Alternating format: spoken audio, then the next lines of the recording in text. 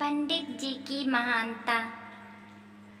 एक नगर में एक पंडित जी रहते थे। पंडित जी का स्वभाव बहुत ही सरल था और उनको किसी भी चीज का लालच नहीं था। आज पंडित जी सुबह बच्चों को पढ़ाने जा रहे थे तो उनकी पत्नी बोली, शाम के खाने के लिए बस एक मुट्ठी चावल है और कुछ नहीं। पंडित जी बिना बोले कुछ निकल दिए और शाम को जब घर वापस आए तो उनकी पत्नी ने उनको खाना खाने को दिया। इस पर पंडित जी ने बोला, यह साग तो बहुत अच्छा है, तुमने कहाँ से लाया है ये? इस पर उनकी पत्नी ने बोला, आज सुबह जब मैंने आपसे पूछा कि घर में एक मुट्ठी चावल है तो आपने इमली के पेड़ की तरफ देखा, तभी मैं समझ गई थी और मैंने इमली का साग बनाया है। इस पर पंडित जी ने कहा, अब तो हमको भोजन कहने की ज़रूरत ही नहीं है।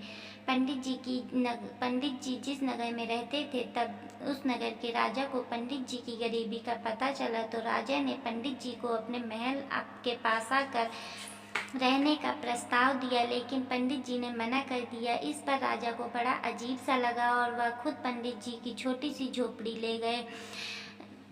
राजा जब पंडित जी की कुटिया में पहुंचा तब थोड़ी देर बात करने के बाद पूछा, पंडित जी आपको कोई तकलीफ तो नहीं है यहाँ पर? इस पर पंडित जी बोले, यह बात तो आप मेरी पत्नी से पूछ लें। फिर यही बात राजा ने उनकी पत्नी से पूछा तो पंडित जी की पत्नी ने बोला, नहीं, अभी तो मेरे कपड़े फटे भी नहीं हैं और मेरा मटका भी नहीं फूटा है और इमली का पेड़ भी है, इसलिए हम लोगों को अभी कोई परेशानी नहीं है। हम दोनों लोग बहुत ही कम चीज़ों में बहुत खुश रहते हैं। यह बात सुनकर राजा बहुत खुश हुआ और उन दोनों लोगों को प्रणाम करके अपने राज्य वापस चले आए।